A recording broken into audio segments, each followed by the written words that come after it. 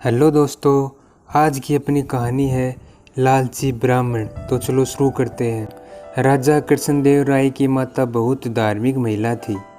उन्होंने देश के सभी तीर्थ स्थलों की यात्रा की थी और बहुत सा दान भी दिया था। एक बार उन्होंने कृष्णदेव राय से दान में आम देने की इच्छा जाहिर की।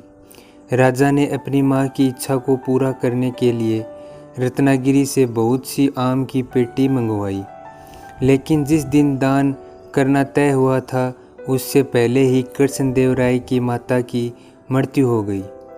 राजा ने पूरे नियम के साथ अपनी माता का क्रियाक्रम किया।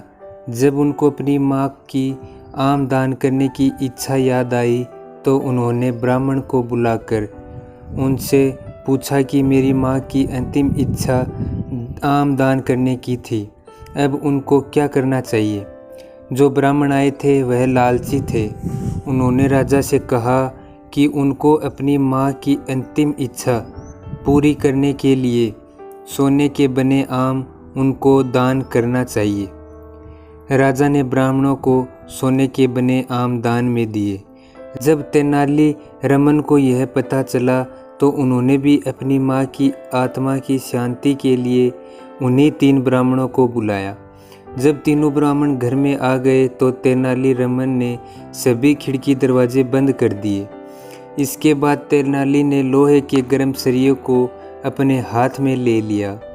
जब ब्राह्मणों ने तेनाली से पूछा कि तुम क्या कर रहे हो, तेनाली रमन ने कहा कि मेरी माँ की अंतिम इच्छा थी कि मैं गर्म सरिये को उनके घुटने में लगा दूं, जिससे उनका घुटना ठीक हो जाए।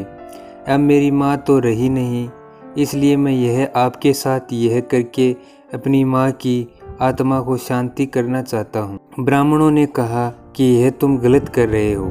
तेनाली ने कहा, जिस तरह आपने सोने के आम लेकर राजा की माँ की आत्मा की शांति करी थी, वैसे ही आप इस तरीके से मेरी माँ की आत्मा की शांति भी कर दो। तेनाली की यह बात सुनकर ब्राह्मणों ने तेनाली से और राजा से मांगकर सोने के आम वापस करे। तेनाली ने राजा को समझाया कि इस तरह लालची ब्राह्मणों के चक्कर में पड़कर राजकोष को खर्च न करे। तो दोस्तों, आपको ये कहानी कैसी लगी?